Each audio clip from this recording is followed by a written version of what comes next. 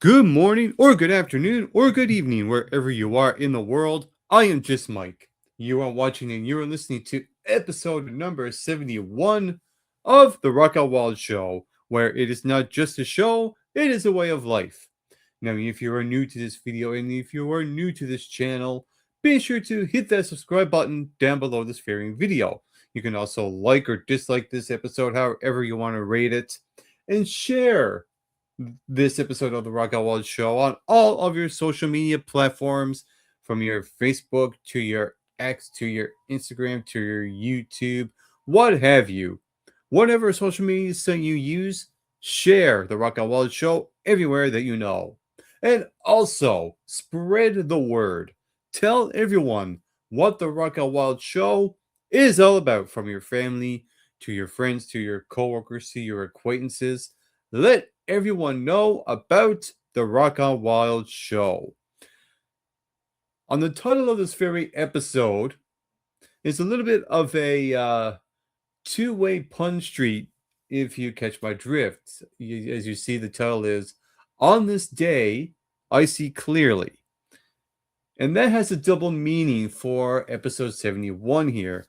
One we are going to take a look at on this day in the world of music, sports, film, television, and wrestling for June the 3rd.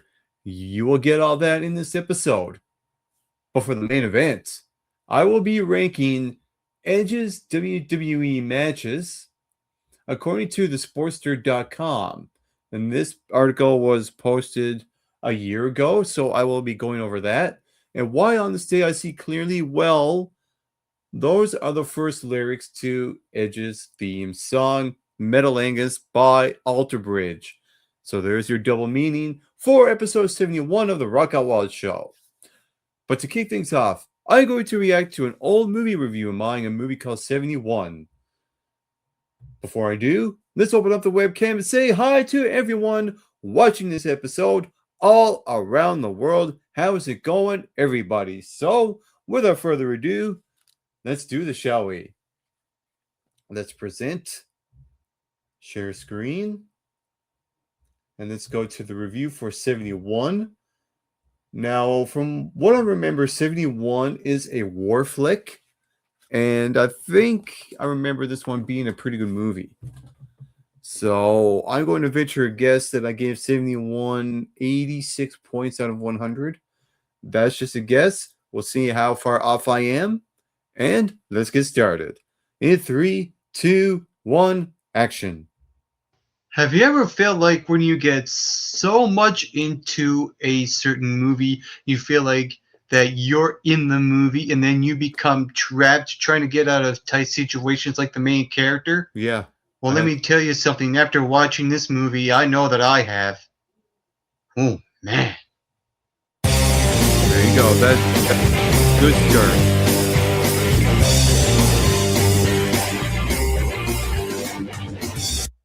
Hey, and hey, what's up and how's it going, all movie fans in the movieverse? Welcome to the Mike McRock Movie Review Show.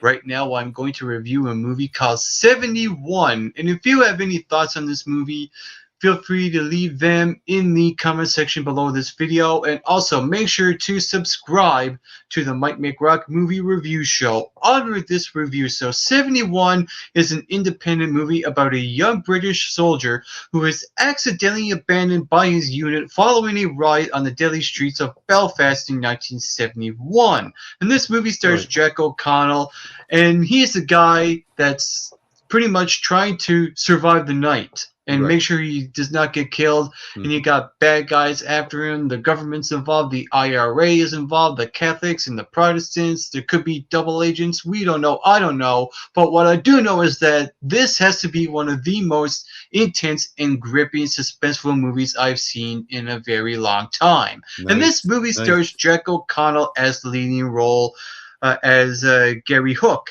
And I've never seen him in a leading role before this movie, so I was actually quite impressed with Jack O'Connell in this movie. He gave a tremendous performance, and what I like is that is that even though we don't get to know his character, his background, but we do get to know him throughout his situations and by his actions while he's trying to survive this horrid night of horror.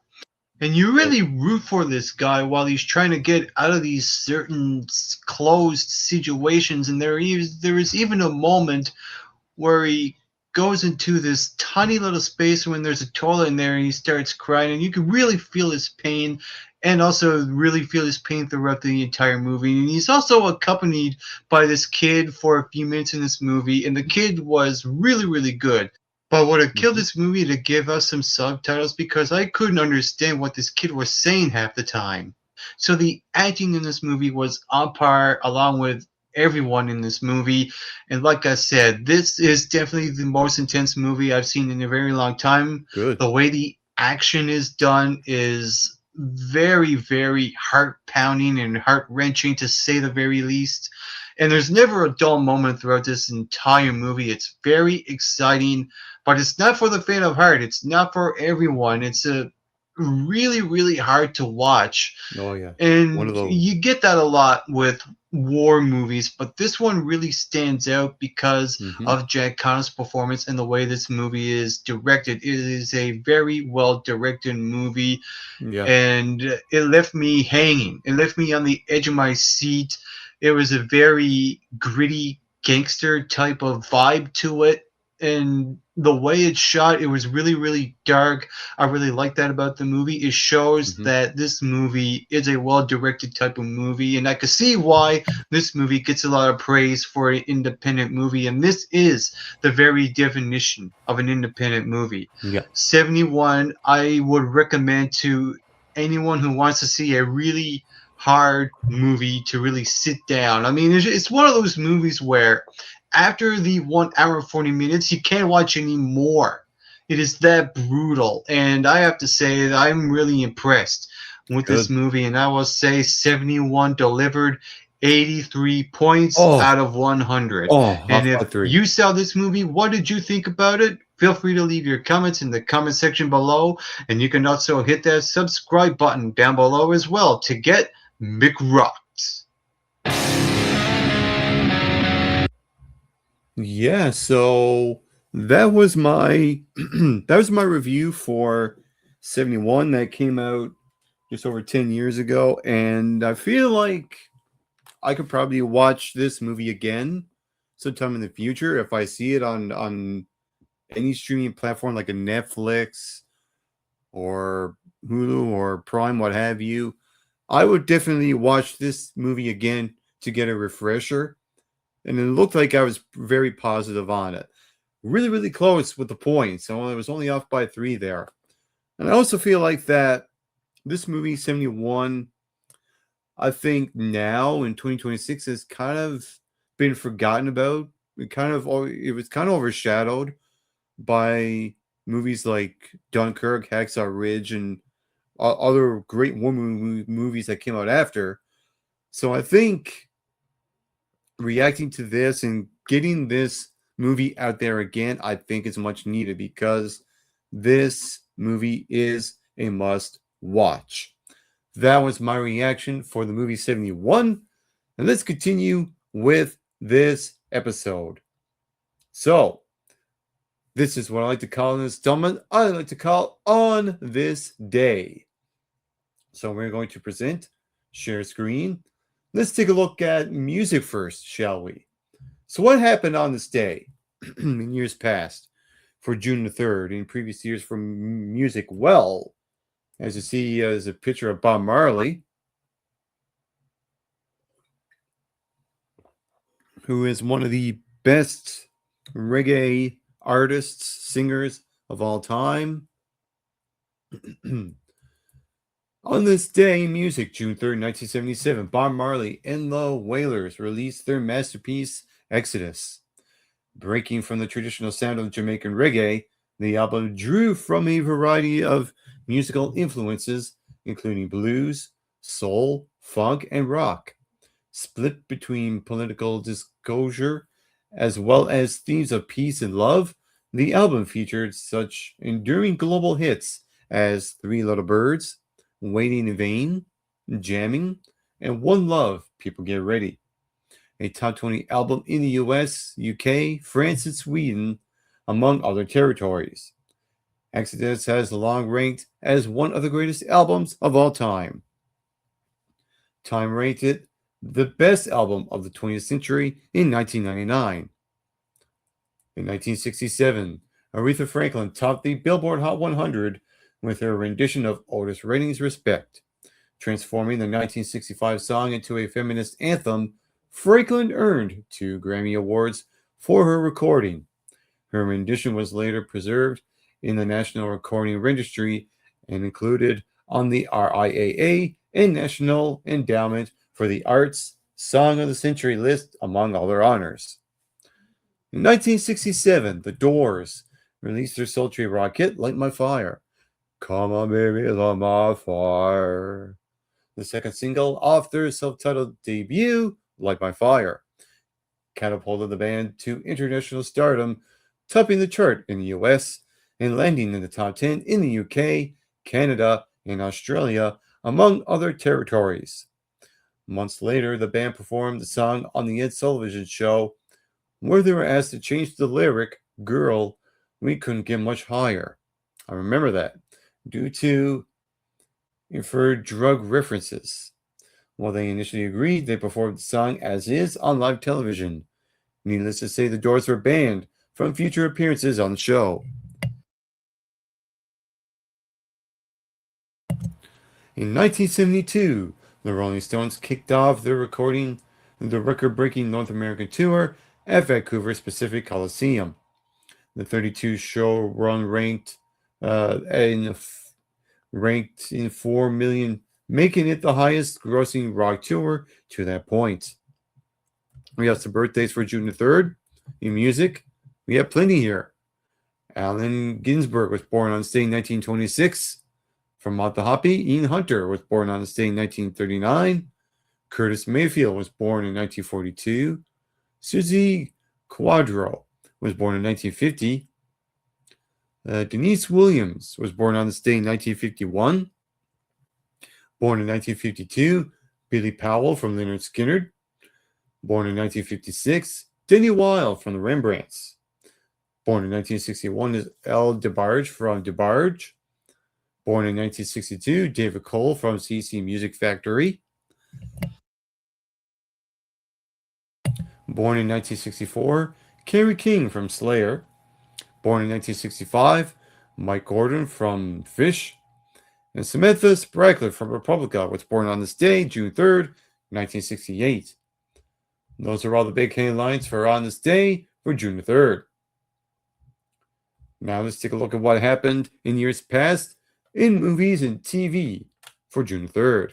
In 1953, KVOS TV Channel 12 in Bellingham, Vancouver, Washington, CBS begins. In 1955, KLFY TV Channel 10 in Layfield, LA begins broadcasting. In 1956, KGUN TV Channel 9 in Tucson, Arizona begins broadcasting.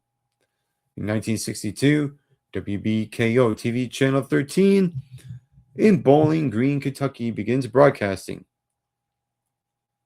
In 1964, Ringo Starr collapses from tonsillitis and pharyngitis just before the Beatles embark on a world tour. In 1969, last episode of Star Trek airs on NBC, Turnabout Intruder. In 1970, Ray Davis of the Kinks travels round trip New York, London to change one word in Lola because of BBC commercial reference ban. 1980, ESPN begins televising College World Series games. In 1985, Larry King Live debuts on CNN, airing each weeknight through December 2010. In 1988, Big, a film directed by Penny Marshall and starring Tom Hanks, premieres in the U.S. In 1992, MTV Unplugged broadcast singer-songwriter Paul Simon, and all 11 of his band members performing in Queens, New York City. In 1995, Party Girl, directed by Daisy Von Schurger, Mayer, and starring Parker Posey, premieres online. It is the first feature film to premiere on the internet. In 1995 also, first Blockbuster Entertainment Awards held in Panettiere Theater in Hollywood. In 2001, 55th Tony Awards, the producers, musical and proof, play win. Also in 2001, TV drama 6 Feet Under, created by Alan Ball, starring Peter Krause, Michael C. Hall, and Francis Conroy, premieres on HBO. In 2014, Dove Cameron released the single Count Me In. In 2018, HBO drama series Succession, starring Brian Cox, Jeremy Strong, and Sarah Snook and Karen Culkin, debuts. And those are all the events that happened on this day in the world of film and television. Now let's take a look at what happened on this day in the world of sports. Nothing but sports for June 3rd in years past. In 1851, first baseball uniforms are worn as the New York Knickerbockers donned straw hats, white shirts, and blue long trousers. In 1888, baseball poem Casey at the Bat is first published by the San Francisco Examiner. In 1892, Liverpool Football Club is founded. In 1899, W.G. Grace's last day of Test cricket at age 50 years old and 320 days. In 1918, Boston Red Sox pitcher Dutch Leonard throws his second no-hitter, beats Detroit Tigers 5-0 at Navin Field. In 1925, MLB Chicago White Sox baseball player manager Eddie Collins becomes the sixth to collect 3,000 hits. In 1929, French Championship women's tennis defending champion Helen Wells Moody beats Simone Matthew 6-3 and 6-4. In 1929, French Championships men's tennis, René Lacoste wins his third French title, beating fellow Frenchman Jean Barotta 6-3, 2-6, 6-0, 2-6, and 8-6. In 1930, MLB Philadelphia Phillies released 43-year-old pitcher Grover Cleveland Alexander. In 1932, future Baseball Hall of Fame first baseman Lou Gehrig, first to hit 4 consecutive home runs in a Major League Baseball game. New York Yankees beats Philadelphia A's 20-13 at Shibby Park. In 1933, MLB Philadelphia A's scores 11 runs in second, and New York Yankees scored 10 in fifth, en route to a win 17-11. In 1937, Josh Gibson hits a home run just 2 feet below the rim of Yankee Stadium. In 1939, 71st Belmont, James Strout riding Johnstown wins in 229.6. In 1944, 76th Belmont, G.L. Smith riding bounding home wins 232.2. 1950, French Championships men's tennis. Butch Petty wins first of 2 Grand Slam titles that year, beats Jaroslav Duranby 6-1, 6-2, 3-6, 5-7, and 7-5.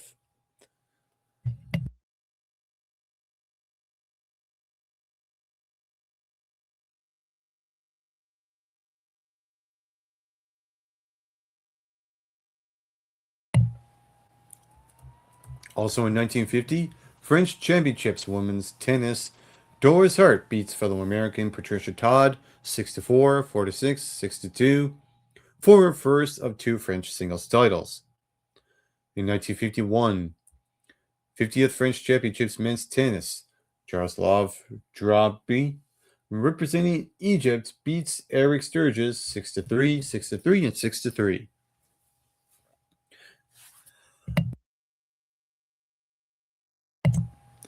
And also in 1951, 50th French Championships Women's Tennis.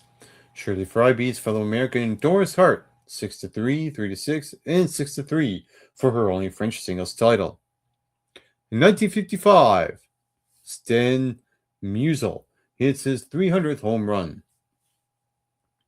In 1958, referendum allows city to sell Chavez Ravine to the Dodgers. In 1959, the European Cup final, Stuttgart, Real Madrid beats Stade de Reims 2-0, fourth consecutive titles for Los Blancos. In 1961, 93rd Belmont, Braulio Bazia abroad Sherlock wins in 229.2. In 1967, 99th Belmont, Bill Schumacher abroad, Damsicus wins in 228.8. In 1967, French Championships Men's Tennis, Roy Emerson beats fellow Australian Tony Roche 6-1, 6-4, 2-6, and 6-2 for his 12th and final Grand Slam title. Also in 67, French Championships Women's Tennis, local favorite Francois Durr beats Leslie Turner of Australia 4-6, 6-3, and 6-4. In 1968, MLB New York Yankees turns 21 triple play in their history, but lose 4-3 to Minnesota Twins. In 1971, MLB Chicago Cubs pitcher Ken Holtzman, second no-hitter, beats Cincinnati Reds 1-0 on the road at Riverfront Stadium. Also in 1971, Test cricket debut of Imran Khan versus England at Edgbaston. 5-36 and 0-19. In 1972, French Open Women's Tennis, American icon Billie Jean King wins her only French singles title, beats Yvonne Goolagong of Australia 6-3 and 6-3. In 1973, French Open Men's Tennis, Ilie Nasati of Romania wins his second Grand Slam singles title, besting Croat player Niki Pilic of Yugoslavia 6-3, 6-3, and 6-0. In 1976, Test cricket debut of Mike Beerley versus West Indies 0-17.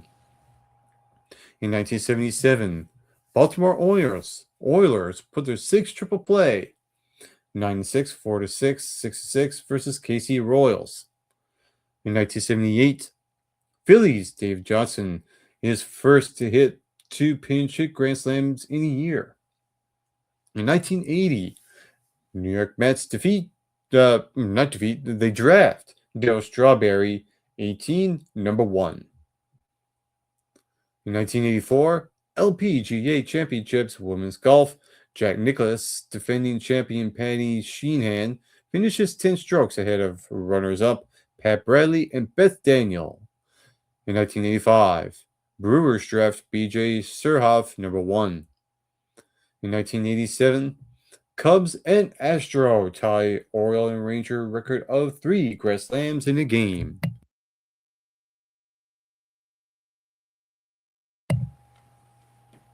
In 1988, Margot Adams sues Boston Red Sox third baseman Wade Boggs for palimony.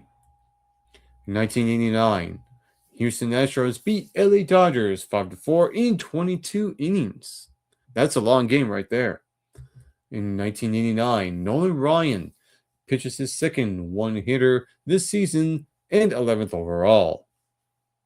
Also in 89, sportscasting legend Vin Scully broadcast 23 innings in 2 different cities on one day. Now that is impressive right there.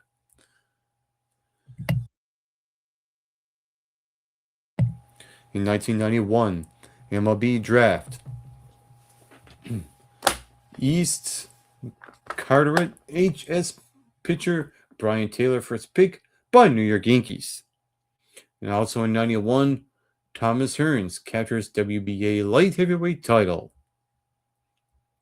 In 1995, Expos pitcher Pedro Martinez's perfect game is broken up in 10th inning as San Diego's Bib Roberts leads off with a double. Mont wins 1-0.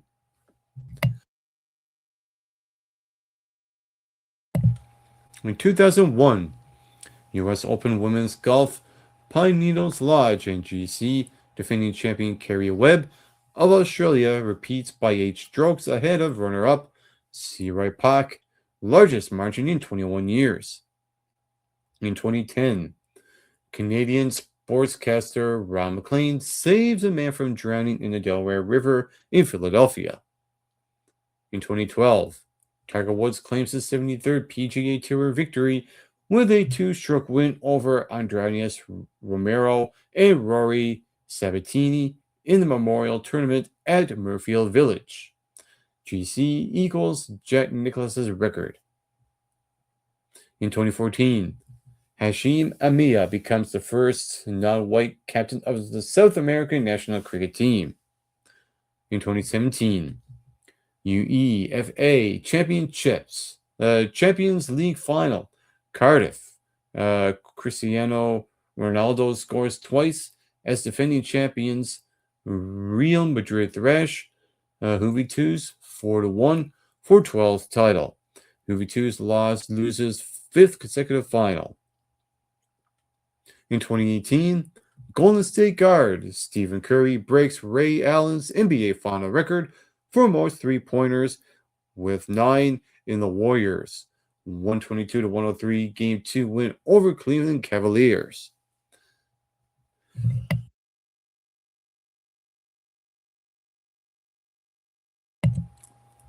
Also in 2018, U.S. Open Women's Golf, Shell Creek GC, Ariana Hangatungarn of Thailand, gives up 7-shot lead but wins in playoff with South Korean Him Hoyok Jo. In 2019, MLB draft Oregon State catcher Eddie Rutschman, first picked by Baltimore Orioles.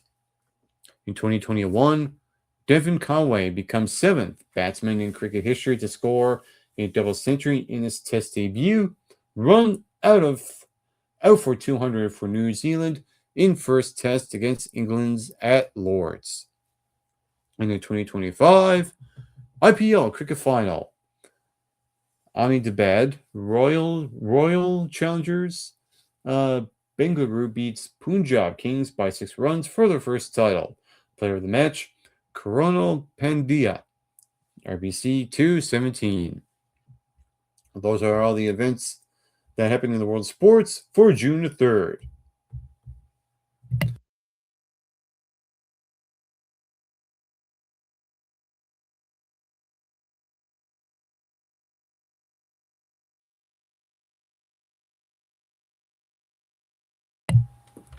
Now for the final spot I like to call on this day. We're going to take a look at what happened in professional wrestling for June the 3rd.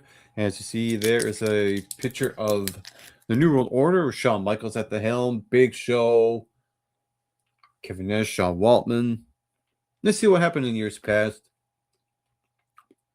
In 1989, Dusty Rhodes makes his WWF debut by defeating the $1 Million Man, Ted DiBiase, at a house show in Boston, Massachusetts.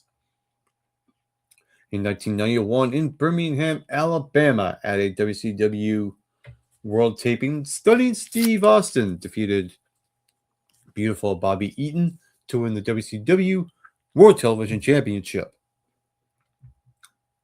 In 2002, on WWE Raw from Dallas, Texas, shout out to you, Bradshaw defeated Steven Richards to win the WWE Hardcore Championship. On the same show, Shawn Michaels made his return to WWE television as a member of the New World Order, and Stone Cold Steve Austin battled Ric Flair in the main event. In 2003, SmackDown took place in Anaheim, California, and Rey Mysterio defeated Matt Hardy for the WWE Cruiserweight Championship in the main event. In 2004, TNA Wrestling taped the first ever episode of Impact from Universal Studios in Orlando, Florida. In the main event, AJ Styles defeated Michael Shane, Elix Skipper, and Chris Sabin to earn an X Division title shot. America's Most Wanted, James Storm and Chris Harris beat Kid Cash and Dallas to win the NWA World Tag Team Championship. And in 2007, WWE One Night Stand Extreme Rules took place at the Jacksonville Veterans Memorial Arena in Jacksonville, Florida. Every match had some kind of extreme stipulation. The most notable happening on the show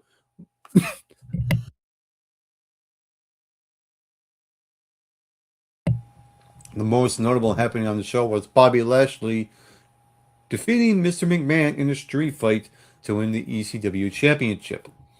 John Cena retained the WWE title in the main event against the Great Khali in a last man standing match.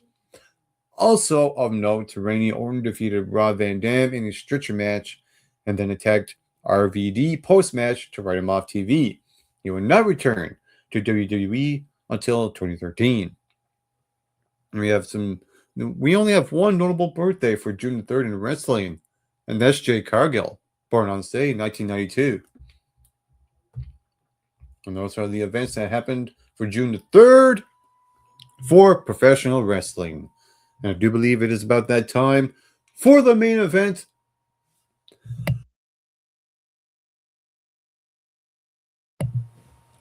For episodes.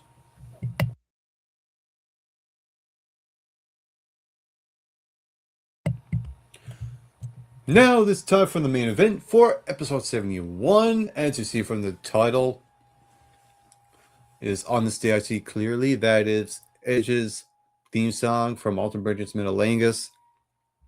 Found an article that was posted a year ago ranking his matches. So I will go over that.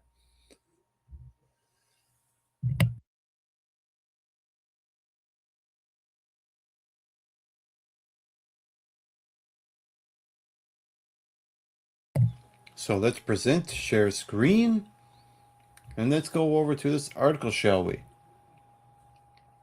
So, how did the Sportster.com rank Edge's matches in WWE? Well, let's see.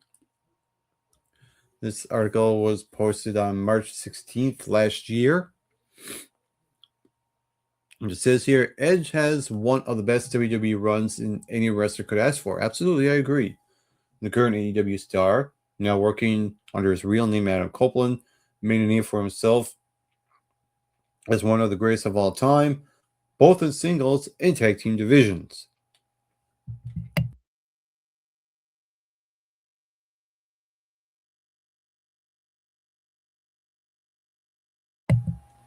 After a slow start in the 1990s, Edge started to shine along Christian, where they turned heel in 2000. From that point on, the Rated R Superstar competed against some of the biggest names in WWE history, with some of them being classics. Let's take a look at Edge's 10 best WWE matches. So these are Edge's 10 best WWE matches in all of WWE. Let's see how they rank them. Well, there's 10, but there's 13 here.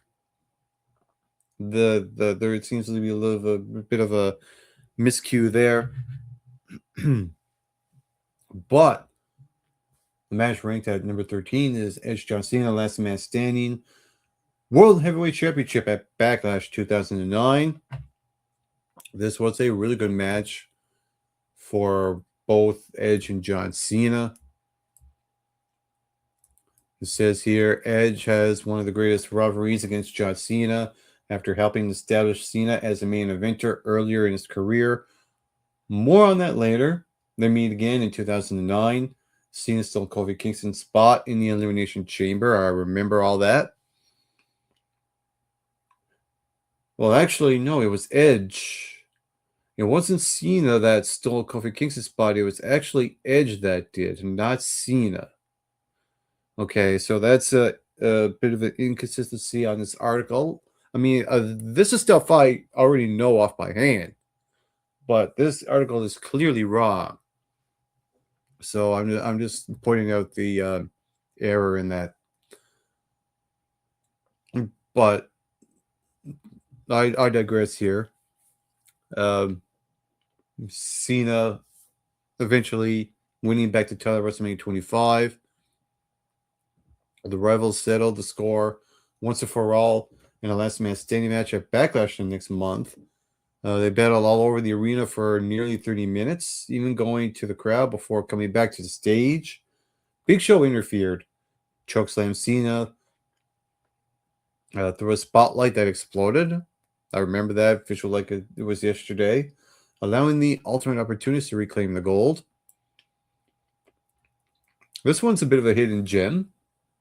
Edge versus Kurt Angle, hair versus hair match, Judgment Day 2002. This is roughly around the time I was really starting to watch wrestling on a weekly basis.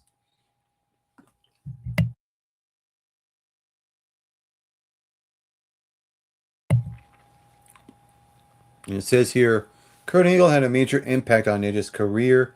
The Canadian struggled a bit after going solo in 2001, dropping the IC title to William Regal in 2002, and a working subpar match with a Booker T at WrestleMania 18.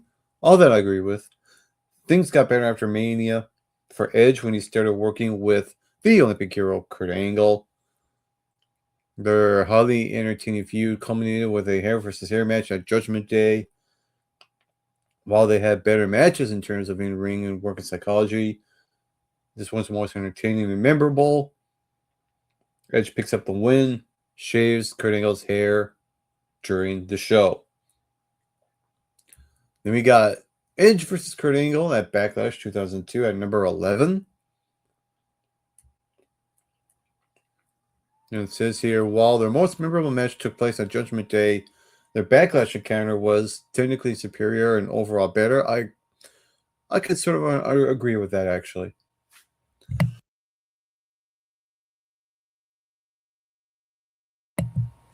The young Edge proved he could hang in the ring with one of the best in the business without any gimmicks involved. The match was great from bell to bell. Angle and Edge put on an excellent match, traded some hot near falls back and forth near the end. The final sequence saw Edge getting caught in the ankle lock, which was more than enough to finish the match. Edge lost here, but gained a lot of attention after his impressive showing. Then we get into the top 10 here. So number 10 is Edge versus Matt Hardy in a steel cage match at Unforgiven 2005. And it says here in the summer of 2005, Edge and Matt Hardy were involved in one of the most intense personal rivalries in WWE history. I remember all that. Lita started dating Edge on the road while Matt Hardy was injured, which led to Hardy's release in April of 2005 after he spoke about it on the internet. The backlash from fans was huge, which led to WWE rehiring Matt Hardy a few months later. They threw everything at each other in the physical battle inside a steel cage at Unforgiven 2005. Matt Hardy took extreme risks against Edge, which paid off as he walked out with his hand raised. This one I think could be higher. At number 9, Edge versus Mick Foley at WrestleMania 22 in a hardcore match.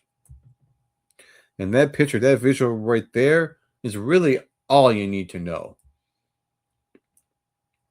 It says here, Edge finally reached the top of the WWE mountain in January 2006, winning his first WWE Championship at New Year's Revolution. However, his reign lasted less than a month, as he lost gold back to John Cena at the Royal Rumble. But that didn't stop the Rated R superstar from making history at WrestleMania 22. Edge began a feud with Mick Foley, hanging into the greatest stage of them all, leading into a hardcore match. They had a violent match. That's how both men bleed. Even left Lita with a few scars. The ending, which saw Edge spear Foley through a table that Lita set on fire, was iconic. I agree.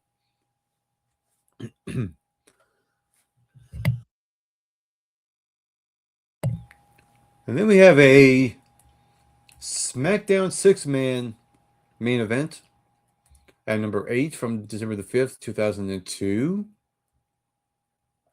A match that I really don't remember at all. I don't know why it's even on here, but it says in the first half of 02, the SmackDown 6 members tore the house down on a weekly basis. That I agree. The December 5th, 02 episode of SmackDown featured a four-way elimination match between Edge, Kurt Angle, Benoit, Eddie Guerrero.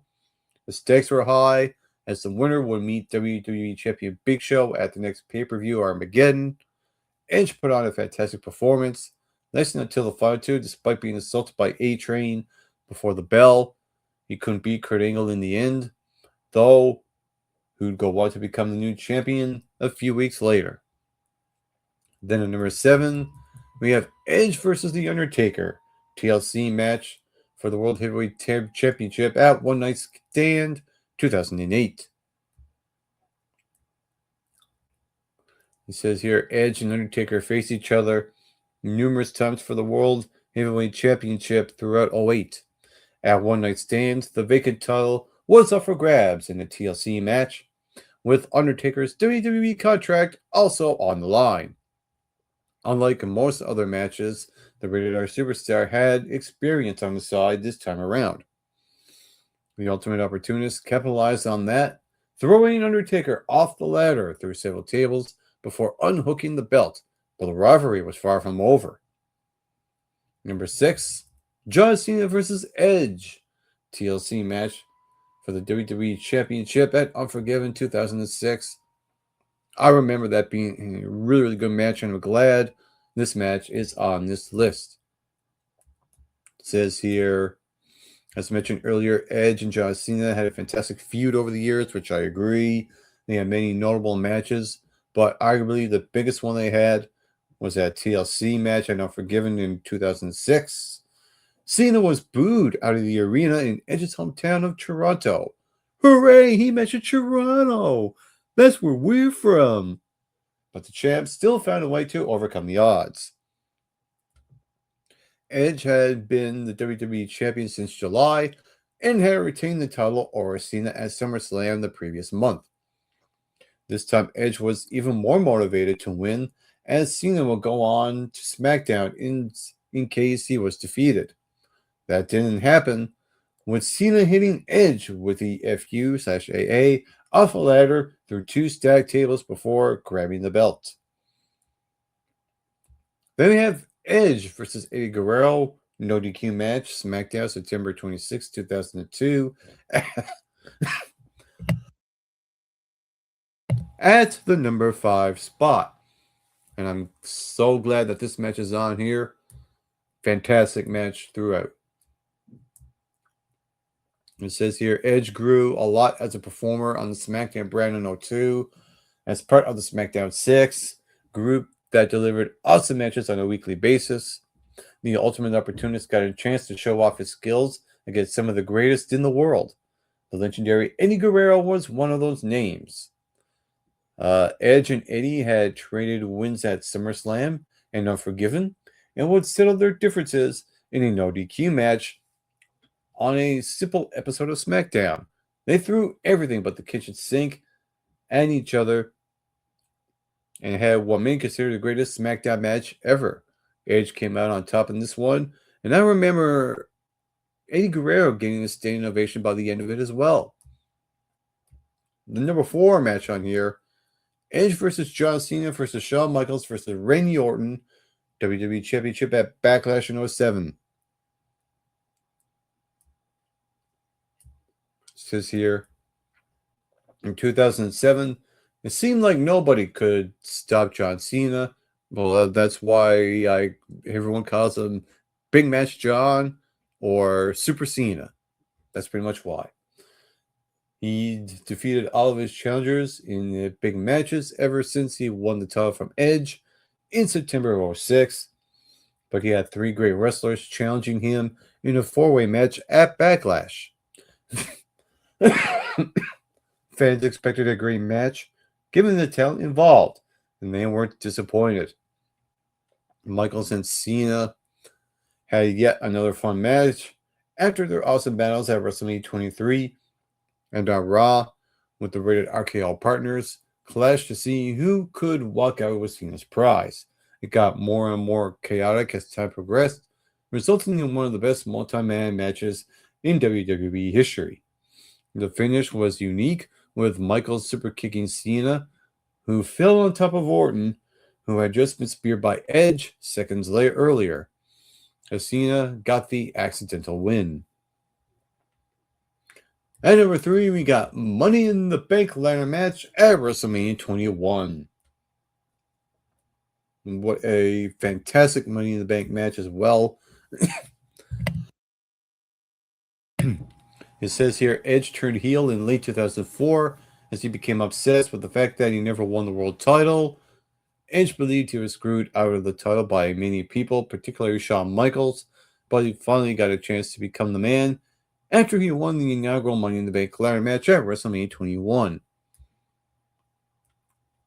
The Rated R Superstar picked up the win over Chris Benoit, Shelton Benjamin, Kane, and Jericho. The 6 men were on a mission to prove they deserved a better spot on the WrestleMania card and delivered a fantastic match. The Money in the Bank concept was an instant success because of this match, and Edge eventually cashed in to win his first WWE Championship. In the runner-up position of number 2, Edge vs. Undertaker for the world title at WrestleMania 24. It says here, while Edge reached the top when he won the first WWE title, he still couldn't find himself in the main event of WrestleMania. That all changed in 2008 when Edge put his world title on the line against The Undertaker at WrestleMania 24. They had been feuding ever since May 2007 when Edge jumped to SmackDown to cash in Money in the Bank for the second time in his career, stealing The Undertaker's title.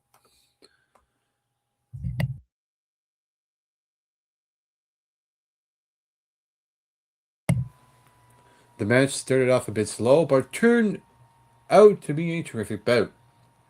Edge was great in this match, showing he wasn't scared of Undertaker and that he'd do anything to escape with the title, even if it was by a count-out or disqualification. It would still count.